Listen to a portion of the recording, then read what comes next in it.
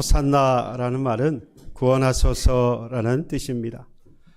예수께서 예루살렘에 들어오시는 모습을 보고 많은 사람들이 그 주님을 호산나라고 불렀습니다. 구원하소서라고 외쳤던 겁니다. 당시의 삶이 어떠했는지 우리가 다시 한번 생각해 볼 수 있겠죠. 오늘 저와 여러분들은 종료주일을 맞아서 예루살렘으로 들어오시는 예수님을 다시 한번 생각해 보는 이 시간에 우리는 그 주님을 향하여서 호산나라고 부를 수 있어야 합니다. 왜요? 우리가 살아가는 이 땅 가운데 우리는 뭐가 필요합니까? 구원이 필요하기 때문이죠. 죄로부터 사망으로부터의 구원이 필요하고 세상의 온갖 어려움, 시험과 환난으로부터 우리는 구원이 필요하기 때문입니다. 종료주일을 맞아서 다시 한번 그 주님께서 예루살렘에 들어가시는 모습을 보면서 우리도 그 주님을 향하여 호산나라고 부를 수 있는 귀한 믿음이 있기를 주님의 이름으로 축복합니다. 오늘은 교회력으로 종료주일입니다. 예수님께서 공생애의 시작은, 그러니까 세례를 받으시면서 예수님의 공생애는 시작이 되었는데요. 공생애의 마지막은 언제냐라고 한다면 바로 이 예수님이 예루살렘 성에 들어가면서 시작되었다라고 할 수 있습니다. 그러니까 예루살렘에 예수님께서 입성하시는 그 모습은 결국 공생애의 마지막이자 인생의 성취이고 완성입니다. 사람이 일을 하면서 시작도 중요하지만 마지막 마무리를 잘 해야 하잖아요. 돈을 들여서 건물을 지었는데 마감이 되어지지 않으면 짓담한 것 같아요. 그래서 교회를 건축하는 목사님들이 가장 신경 쓰는 부분이, 물론 여러 부분 다 신경을 쓰겠지만 역시 마지막 마감을 얼마나 잘하느냐, 여기 많이 신경을 쓰시더라고요. 우리 건축에 관련되어진 우리 교우들도 계시는데 항상 보니까 그런 이야기를 하세요. 이 마감이 안 돼 있으면 하다 만 것 같아서 이게 영 신경이 쓰인다. 볼 때마다 우리도 리모델링하고 인테리어를 이렇게 했습니다만 혹여라도 이렇게 마감이 되지 않은 부분이 있는가 항상 이 전문가들은 살피는 것 같아요. 저의 눈에는 잘 보이지 않습니다만 전문가 눈에는 보이는 것 같아요. 그러다 보니까 이 실력 있는 분들은 그 마감을 잘 하죠. 저 같은 사람은 그 마감만 잘 되면 와, 최고다. 인생도 마찬가지입니다. 시작은 누구나 할 수 있는데 물론 그것도 힘든 사람도 있지만 시작보다는 역시 마감을 어떻게 하느냐. 예수님께서 이 땅에 오신 이후에 그의 공생애를 사시면서 마지막 그 마감을 어떻게 했느냐. 우리는 이걸 좀 볼 필요가 있다라는 겁니다. 그분이 태어나셨고 그리고 하셨던 일들도 정말 중요하지만 그의 인생 마무리를 어떻게 하셨는가를 오늘 보는 것이 저와 여러분들의 신앙에서 참 중요한 부분입니다. 예수님의 공생애의 마지막의 시작은 정말로 대단했습니다. 예수님께서 이 예루살렘에 들어가시면서 많은 사람들이 앞에서 뒤에서 따랐다라고 했습니다. 그 따랐던 사람들이 자신들의 입고 있었던 겉옷을 땅에 깔아서 예수님께서 가시도록, 그리고 종려나무 가지를 잘라서 그 땅에 깔았습니다. 그곳에 예수님께서 들어가시는 거예요. 그리고 사람들이 종려나무 가지를 꺾어서 그 가지를 주님께서 예루살렘에 들어가실 때에 흔들었습니다. 환영을 했다 이 말이죠. 이게 이제 종려주일이라고 하는 이름의 명칭의 유래가 된 것이죠. 종려나무 가지를 잘라다가 예수님 가시는 그 길에 깔고 그리고 들어오실 때에 그 양손에 그 종려나무 가지를 흔들었던 그 날을 다시 한번 기념하여서 종려주일이라 우리가 부르고 있습니다. 그러면 종려주일을 맞은 우리는 당시에 이 사람들이 이렇게 보였는데 오늘을 살아가는 우리는 과연 이 종려주일을 어떻게 보내야 할 것이냐.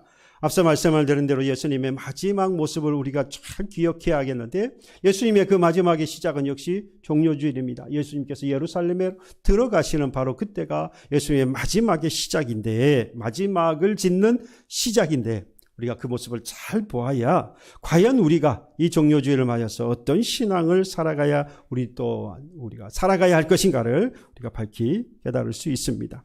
당시 예루살렘 주민들은요, 종려나무 가지를 들고서 나귀 새끼를 타고 들어오시는 예수님을 맞이했습니다. 본문에 예수님께서 가셨던 그 길을 따라가면서 저와 여러분들 말씀을 드리는 종료주의를 어떻게 보내야 할 것인가 한번 살펴보도록 하겠습니다. 그러니까 오늘 이 본문의 말씀을 우리가 함께 한번 걸어가 보는 거예요. 예수님께서 그 가셨던 길을 우리도 한번 걸어가 보는 겁니다.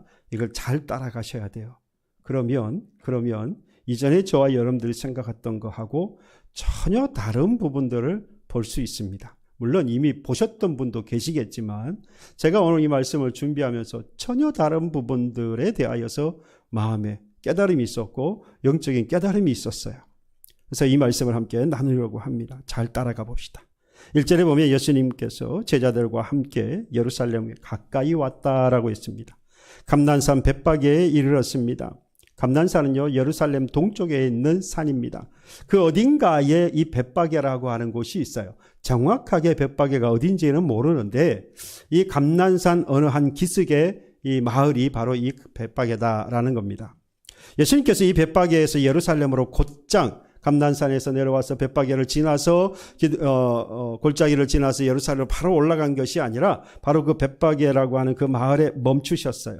그리고 두 제자에게 말씀합니다. 야, 마을로 건너편 마을에 들어가서 나귀와 나귀 새끼를 가지고 와라 라고 말씀. 누가 왜 그러느냐라고 하거든. 주께서 쓰시겠다라고 하고 가지고 와라 라고 말씀합니다. 제자들이 나귀를 끌고 왔습니다. 그때에 제자들이 자신들의 옷을 벗어서 나귀 위에 올렸습니다. 안장이 필요하잖아요. 그러니까 그 옷을 안장으로 삼아서 나귀에게 올리고 예수님께서 거기에 앉으셨습니다. 그리고 이제 예수님께서 예루살렘으로 향하여 가고 계십니다. 벳바게에서 예루살렘까지는 약 한 1km 정도, 직선거리로 한 1km 정도 되는데요. 그 중간에 벳바게에서 내려와서 예루살렘은 높이 있으니까 올라가야 한단 말이죠. 그런데 내려가는 그곳에 보면 기드론 골짜기가 있습니다. 그러다 보니까 이 길을 가는 데 있어서 시간은 원래 예상하는 것보다 훨씬 더 많은 시간이 보통 한 30분 정도 걸리는데 2배 이상 시간이 걸렸을 겁니다. 그런데 이유는 길도 길이지만 사실 여러 가지 여건상 오랜 시간이 걸렸을 것이라는 생각이 듭니다. 왜냐? 당시의 분위기를 보면 알 수 있어요. 그냥 조용하게 들어갈 수 있는 상황이 아니었죠. 오늘 말씀에서 보는 것처럼 사람들이 많이 있었습니다. 하나하는 사람들이 많이 있었기 때문에 지나가기가 쉽지 않았어요. 오늘 이 8절의 말씀에 보면 아주 대표적인 그 표현이 하나 있습니다. 8절에 무리의 대다수는 그들의 겉옷을 길에 펴고 다른 이들은 나뭇가지를 베어 길에 폈다. 예수님께서 예루살렘으로 돌아오실 때에 그에 앞서서 그리고 뒤에 따르는 사람들이 있었는데 그 사람들을 표현하기에 무리의 대다수라고 했는데요. 이 무리의 대다수 그러니까 한 무리가 있었고 그 무리 가운데에 그 많은 사람들이 예수님을 따랐구나라고 생각하는데 아니에요. 그 차원이 아닙니다. 여기서 무리라고 하는 것 포함 안에 그 안에 단어 안에 큰 또는 매우 큰이라고 하는 의미가 포함되어져 있어요. 그러니까 무리 그 자체가 뭐하다는 거죠? 많다라는 거예요. 사람들이 많았다고 하는 것을 먼저 말씀하고 있습니다. 매우 큰 무리가 나귀를 타신 예수님께서 예루살렘 성으로 들어가실 때에 앞에 그리고 뒤를 따라가고 있었던 겁니다. 이걸 정확하게 요한복음 12장 12절로 13절에 보면 이렇게 말씀했어요. 그 이튿날에 명절에 온 큰 무리가 크다라는 표현을 딱 썼어요. 예수께서 예루살렘에 오신다는 것을 듣고 종려나무 가지를 가지고 맞으러 나가 외치되 호산나 찬송하리로다. 주의 이름으로 오시는 이 곧 이스라엘이여 왕이여 이스라엘 왕이시여 라고 외쳤습니다. 역시 큰 무리가 예수를 맞으러 나왔다라고 분명히 기록하고 있어요. 골짜기로부터 시작해서 언덕을 지나서 그리고 새끼를 타시고 그리고 올라가실 때에 많은 사람들이 예수님을 맞이하는데 그 예수님을 맞이하는 모습이 어떤 모습입니까? 돌을 쳐 죽이려고 하는 모습이 아니었지요. 예, 두 손을 번쩍 들고 종려나무 가지를 흔들면서 환영하고 있었습니다. 그리고 예수님께서 이 예루살렘 성으로 오신다는 소문을 들은 이 사람들이 그 주위로 모여들기 시작했습니다. 학자들에 따라서는요, 당시에 이 예수님께서 예루살렘 성으로 입성하신 그때에 모인 사람들이 약 한 200만 명 정도 될 것이다 라고 말하는 학자들도 있어요. 사실은 200만 명이 예루살렘에 살 수 있는 건 아닙니다.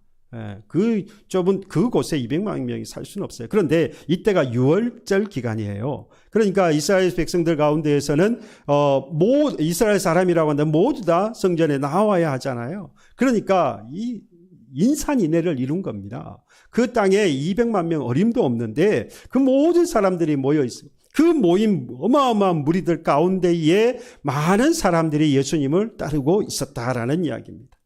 대충 보면 한 수십만 명, 이 예수님 주의를 따랐다라고 보는 겁니다. 그것만 해도 어마어마한 숫자예요.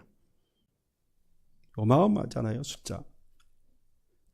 수십만 명이 왔다. 대단한 겁니다. 그러니까 우리가 막연하게 생각하는 정도의 그런 무리들이 예수님을 환영하고 있었던 것이 아니라는 이야기예요.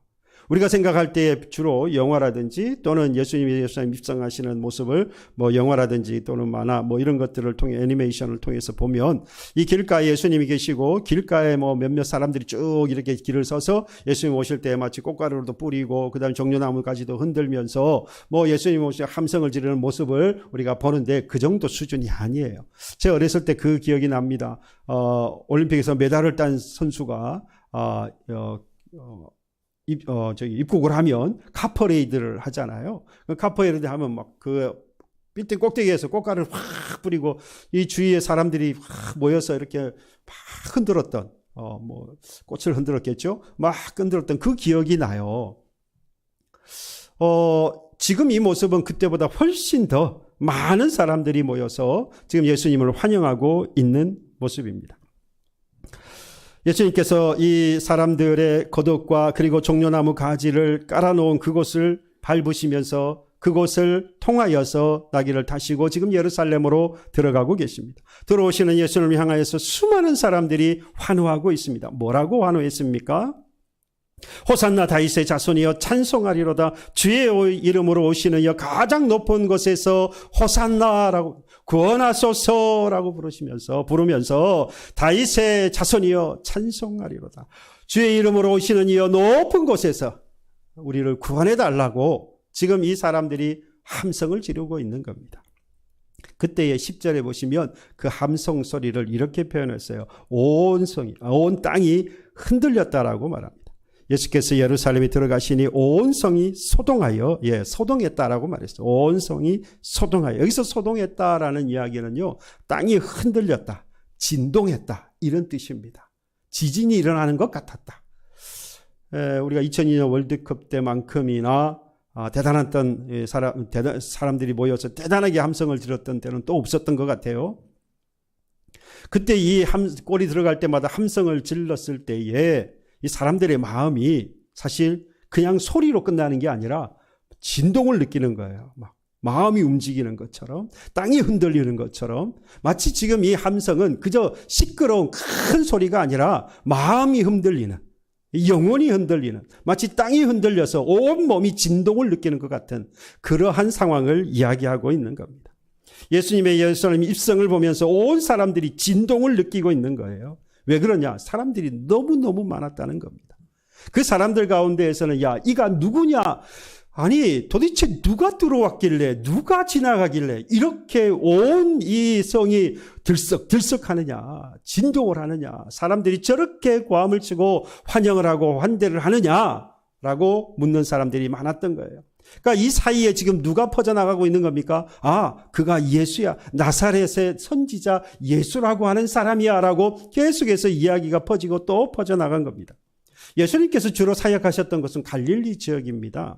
갈릴리 지역이다 보니까 소식을 전해 듣긴 했어요. 예수라는 사람이 사람들에게 복음을 전하고 이러이러한 일들을 한다더라라고 하는 것을 들은 사람들도 있고 듣지 못한 사람도 있고 직접 따라다니던 사람도 물론 있습니다.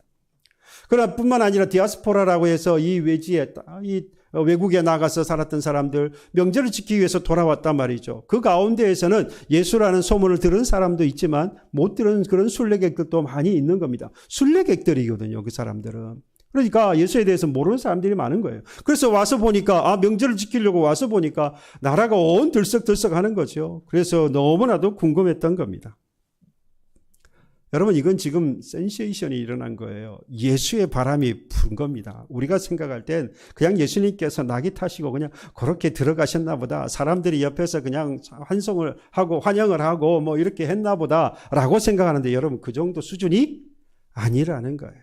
온성이 들썩들썩해요. 사람들이 도대체 누구냐고 보고 싶어서 난리가 난 상황입니다. 예수의 바람이 막 불어 닥친 겁니다. 분위기가 그래요.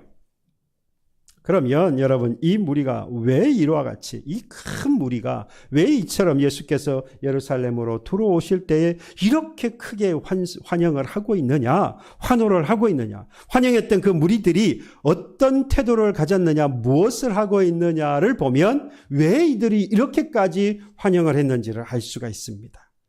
먼저 8절에 보면 무리의 대다수는 그들의 겉옷을 길에 펴고 다른 이들은 나뭇가지를 베어 길에 폈다라고 있습니다. 그들이 겉옷을 벗어서 길에 폈다라고 있거든요. 여러분, 이 이스라엘 사람들이 겉옷을 벗어서 이제 땅에 펼 때에는 왕에게 신하들이 충성을 맹세할 때 하는 행동입니다. 그러니까 지금 상대를 누구로 보고 있는 겁니까? 왕으로 보고 있다는 거예요. 겉옷을 벗어서 내려놨다, 땅에 두었다. 이곳을 가는 바로 그가 누구다? 왕이다라는 이야기예요. 그 왕에게 내가 뭘 하겠다는 겁니까? 뭐라고 말하든지 나는 신하로서 충성하겠다 라고 하는 것이 바로 겉옷을 벗어 땅에다 까는 것입니다. 실제로 열왕기하 9장에 가서 보시면 이스라엘의 왕이었던 예후가 왕으로 추대되어질 때에 실제로 이런 일이 있었어요. 열왕기하 9장 19절에 보면 무리가 각각 자기의 옷을 급히 벗어 취하여 섬돌 위 곧 예후의 밑에 깔고 나팔을 불며 가로되 예후는 왕이라 하니라. 그러니까 예후를 왕으로 세우면서 자신들의 옷을 깔았다라는 이야기입니다. 그러니까 사람들은요, 지금 예루살렘으로 입성하고 있는 그 예수님을 바라보면서 뭐라고 고백하는 것이죠? 우리는 당신을 왕으로 추대합니다. 왕이신 당신의 명령에 내가 충성하겠습니다. 네, 그런 고백이 담겨져 있어요. 여러분, 왕으로 들어오시니까 어떻게 하겠습니까? 그 환영이 대단했겠지요. 네, 제가 가는 것하고 여러분들이 가는 것하고 어느 쪽이 더 환영이 솔직하게 여러분들이 가는 곳이에요. 저는 그렇게 생각합니다. 여러분들 가는 곳이 하나님이 은혜 주시고 복 주셔서 정말로 환영받고 환대를 받을 거예요. 저도 그 가운데 끼기를 소망합니다. 그런 여러분들 속에 저도 좀 끼겠습니다. 뿐만 아니라 나뭇가지를 베어서 길에 폈다라고 했죠. 나뭇가지를. 여러분, 이 나뭇가지는 당연히 종려나뭇가지입니다. 요한복음 12장 13절에 보면 종려나뭇가지를 가지고 맞으러 나가 외치되 호산나, 호산나 뜻이 뭐라 그랬죠? 구원하소서라고 하는 뜻이죠. 찬송하려다 주의 이름으로 오시는 이 곧 이스라엘의 왕이시여. 여러분, 당시 전쟁에 나가서 승리한, 그래서 개선장구에게 이 사람들이 나와서 했던 행동이 바로 이 종려나무 가지를 흔드는 겁니다. 종려나무 가지를 흔들면서 승리한 장군을 맞이하거나 또는 왕이 지나가는 길에 이 놓는 것이 바로 종려나무 가지였어요. 그러니까 이 옷을 벗어서 깔고 그리고 종려나무 가지를 흔들고 있는 것은 바로 그 예수가 누구이며 왕이며 그분이 뭐 하신 분이라? 승리하신 분이라. 그래서 예수가 승리하신 왕이시다라고 하는 것을 고백하면서 한 행동들이 바로 오늘 이 본문에 나온 이 이스라엘 백성들의 예루살렘 성에 있었던 이 사람들의 행동이었던 겁니다. 그리고 9절에서 보면 또한 예수를 향하여서 무리가 뭐 했습니까? 함성을 질렀어요. 소리 질렀습니다. 앞에 가고 뒤에 따르는 무리가 소리 높여 이르되 호산나 다윗의 자손이여 찬송하리로다. 주의 이름으로 오시는 이여 가장 높은 곳에서 호산나라고 하면서 소리 질러 부르짖었습니다. 다윗의 자손이여라고 하는 것에는 여러분 다윗의 왕의 후손으로 예수를 인정하는 것이죠. 네, 다윗의 자손, 다윗의 후손이다 당신은. 뿐만 아니라 당신이 뭘 이기를 소망하느냐? 다윗의 자손이란 말 자체에 그 다윗의 자손을 따라 누가 오십니까? 메시아가 오시거든요. 그러니까 당신은 승리의 왕으로서 이 땅에 오신 누구다? 메시아다. 내가 그 메시아인 당신에게 순종하고 충성하겠다.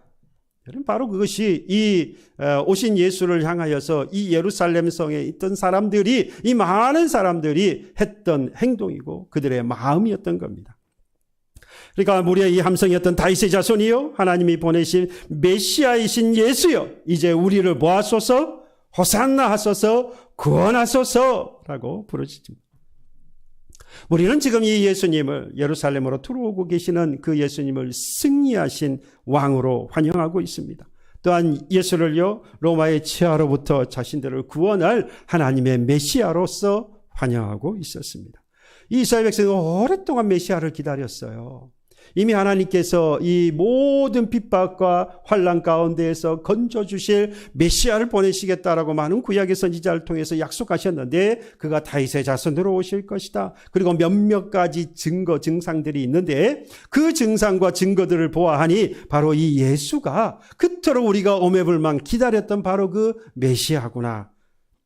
그래서 로마의 이 압제와 환난과 핍박 가운데에서 우리를 구원하여 주겠구나, 해방시켜 주겠구나 라고 기대하면서 뭐 했다는 거죠? 환영했다, 이 말입니다. 우리의 왕으로 오신 당신을 환영합니다. 당신을 로마의 치하에서 우리를 해방시켜 주실 메시아로 우리가 환영합니다. 어서 예루살렘에 입성하셔서 다윗의 무너진 이 왕조를 세워주시고 이스라엘의 영광을 다시 한번 회복시켜 주시옵소서. 이게 바로 이 예루살렘 성에서 예루살렘 성으로 입성하고 계시는 그 예수님을 맞이했던 예루살렘 그 많은 사람들의 마음이었어요. 이것이 많은 무리가 예수님을 향한 함성을 지른 이유다, 이 말입니다. 그런데 이 무리 속에 누가 또 있습니까? 예수님을 따랐던 제자들이 있었어요. 여러분들, 이 제자들은요, 당시에 이 예루살렘에 모여서 그 예수님을 환영했던 그 인파들, 그 사람들보다도 훨씬 더 많은 기대를 가지고 있었습니다. 실제로 예수님께서 그런 말씀도 하셨거든요. 메시아라고 하는 증거로 실제 예수님께서 말씀을 하셨어요. 마태복음 11장 2절로 4절의 말씀에 보면, 세례 요한이 옥에 갇혀 있을 때에 제자들에게 예수님께 가서 물으라고 그랬습니다.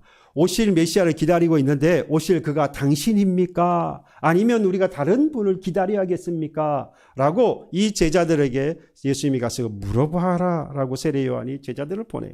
그때 예수님께서 이 제자들에게 너희 스승 요한에게 가서 이렇게 말하라 라고 하시면서 예수님께서 요한의 제자들에게 이 말씀을 합니다. 너희는 가서 보고 듣고 보는 것을 요한에게 알리되, 맹인이 보며 못 걷는 사람이 걸으며 나병한 자가 깨끗함을 받으며 못 듣는 자가 들으며 죽은 자가 살아나며 가난한 자에게 복음이 전파된다고 하라 라고 말씀합니다.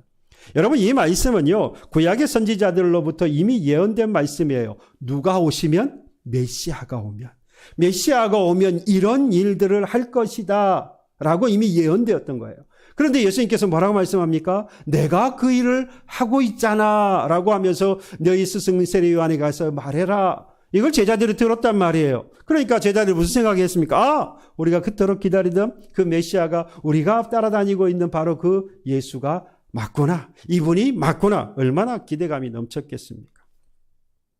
이사야 35장 5절에도 보면요, 그때의 맹인의 눈, 그때가 언제면 예수께서 오시면, 메시아가 오시면 그때의 맹인의 눈이 밝을 것이며 못 듣는 사람의 귀가 열릴 것이며 그때에 저는 자는 사슴같이 뛸 것이며 말 못하는 자의 혀는 노래하리니 이는 광야에서 물이 솟겠고 사막에서 시내가 흐를 것입니다. 이사야서 61장 1절에도 여호와의 영이 임해, 곧 예수 메시아가 임하면 가난한 자에게 복음이 전해지고 마음이 상한 자를 고치고 포로된 자에게 자유를 주시고 가난한 자가 풀려날 것이다. 여러분, 예수님께서 요한의 제자들에게 메시아가 할 이런 일들을 내가 지금 하고 있다, 내가 했다라는 말을 들은 이 제자들, 그 누구보다 흥분했고 기대하는 것은 당연해 보입니다. 게다가 지금 예루살렘 성으로 뭐 하고 있습니까? 들어오고 계시는데 사람들이 뭐 하지요? 환영을 하고 있는 겁니다. 그리고 호산나, 나를 구원하소서, 다윗의 자손이여 부르짖는 모습을 보면서 이 모든 무리들 가운데서 가장 기대감이 높았던 사람들은 바로 이 제자들이었던 거예요. 그 전부터도 확신했는데 이제 예루살렘에 들어오시는 예수님을 보면서 사람들이 하는 행동을 보니까, 야, 이거 확실하구나. 얼마나 기대에 넘쳤겠습니까? 근데 사실 이전에 예수님의 행동은 사실 그렇지는 않았어요. 우리가 잘 아는 것처럼 예수님은 분명히 메시아이고 구원자가 되신 모습을 보여주심에도 불구하고 예수님이 하시는 말씀을 들어보면 주로 그렇지 않았습니다. 병을 고치신 후에도 뭐라고 주로 말씀합니까? 너희들이 가서 뭐 하지 말라? 나를 드러내지 말라고 그랬어요. 다른 사람에게는 말하지 말라고 그러고요. 또 높아지고자 하는 자는 섬겨야 된다고.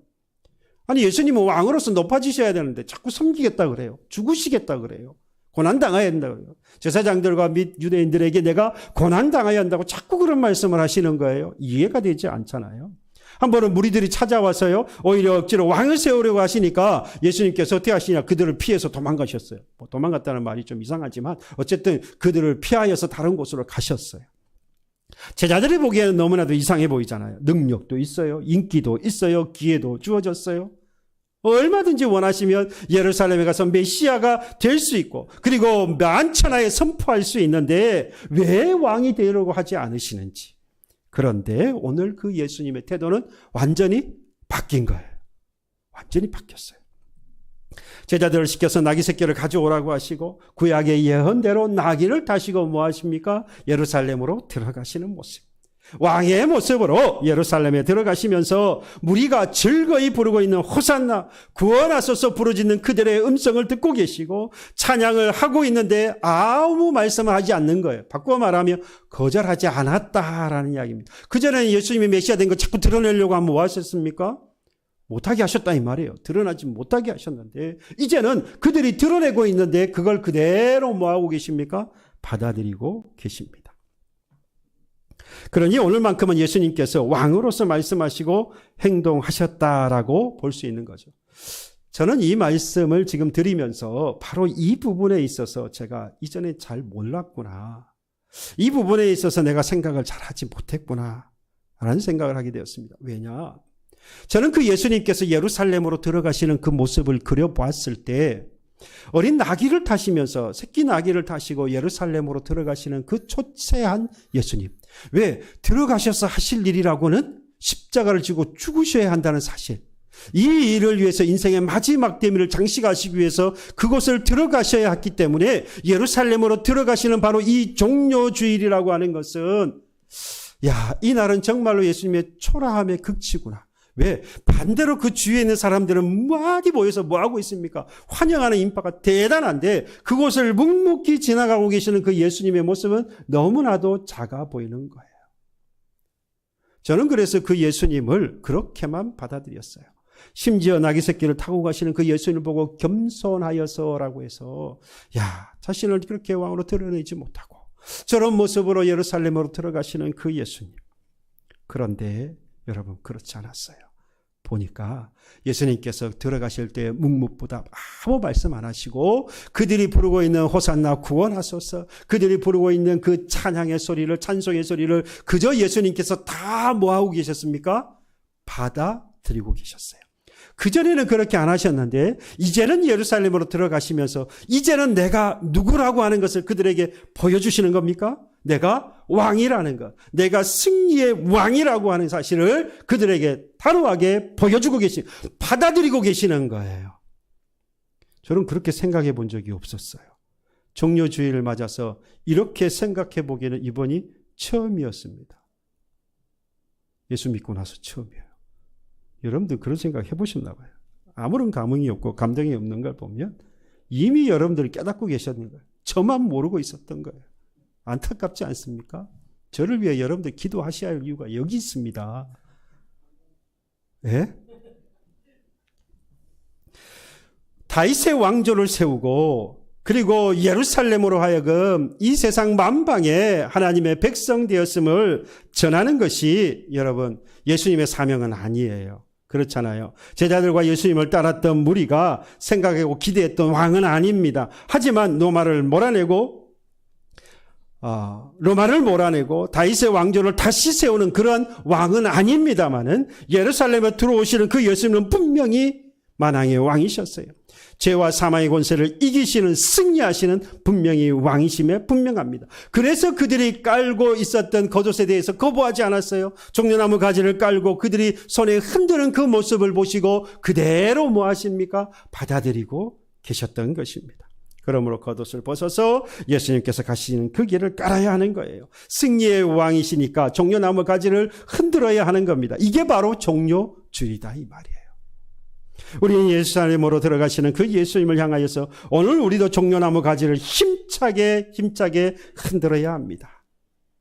우리는 우리의 겉옷을 벗어서 주님이 가시는 그 길에 깔아들여야 하는 거예요. 다만 예수께서 왕은 왕인데 그들이 원했던 그 왕은 아니라는 사실. 그래서 예수님께서 뭘 타셨느냐? 물론 예언의 말씀이긴 하나 나귀 새끼를 타고 예루살렘으로 들어갔어요. 나귀가 하는 일은 짐을 지거나 또는 사람을 태우고 가는 겁니다. 그런데 나귀는 왕이 타지 않습니다. 누가 타겠어요? 저 같은 사람이 타는 거예요. 없는 사람들이. 가난한 사람들이, 보통 사람들이 타는 게 바로 낙입니다. 돈이 없으니까, 말을 탈 형편이 안 되니까. 왕은요 결코 나귀를 탈 일이 없어요. 그런데 왕이라 하시면서 뭘 타고 가십니까? 나귀 새끼를 타고 가고 계시잖아요. 이건 지금 예수님께서 이미 뭘 하고 계시는 겁니까? 사인을 주고 계시는 거예요. 예수께서도 왕이신데 나귀를 타시고 계시는 그 모습, 이것은 제자들과 예수님을 따랐던 당시의 그 모든 무리들에게 야 너희들이 바라는 그 왕은 아니야 라고 하는 이야기를 하고 계셨던 겁니다. 겸손하여서 타시고 이미 예언된 말씀에 따라서 하신 일이나 우리가 그 나귀 새끼를 탔다라고 하는 그 사실에 대해서 우리가 깨달아야 하는 것은 내가 원하는 예수는 아니구나. 다시 말하면 내가 원하는 왕의 모습으로 이 땅에 오신 것이 결코 아니라는 것이죠. 로마의 치하에서 로마의 환난과 핍박에서 건져주기 위해서 예수께서 오신 것이 아니었다라는 사실입니다.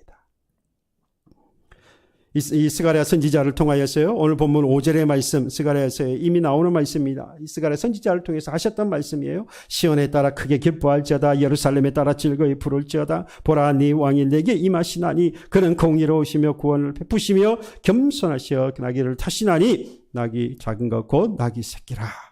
여러분 예수님은요. 로마의 치하와 핍박과 환난 가운데에서 저 이스라엘 백성들을 건져주시기 위해서 그들을 구원하시기 위해서 오신 것이 아닙니다. 평화의 왕으로 오셨어요. 그 상징이 뭡니까? 나귀 새끼인 거예요. 이 세상에 평화를 주시기는 원하나 권력과 힘을 가지고 무력으로 쟁취되어지는 세상의 평화가 아니라 예수님은 다른 것을 통하여서 진정한 평화를 이 땅에 주시기 위해서 이 땅에 오신 것이죠. 여러분 이 세상의 평화는 어떻게 이루어집니까? 말씀을 드린 것이 전쟁을 통해서 이루어집니다. 힘과 무력을 통해서 이 평화가 되어지는 거죠. 그래서 우리나라도 자꾸만 뭘 가지려고 합니까? 힘을 가지려고 합니다. 국방력을 높이려고 합니다. 힘의 원리가 작용하거든요. 힘이 있는 자에 예속되어져서 뭐가 이루어집니까? 평화가 이루어진다. 이게 이 세상의 평화의 원리예요.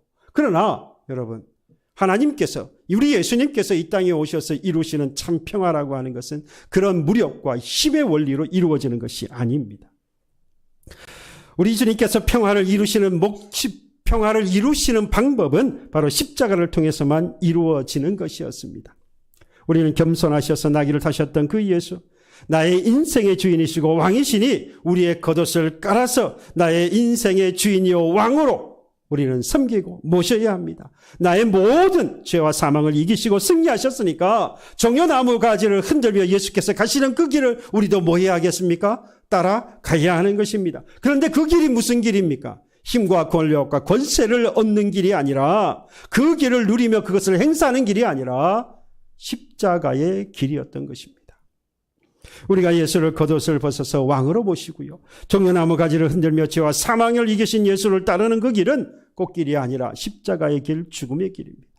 예수님은 긴 여정의 마무리를 향해서 가고 계시는데 그 마무리는 무엇이었습니까? 나사렛으로부터 시작해서 예루살렘 정도가 아닙니다.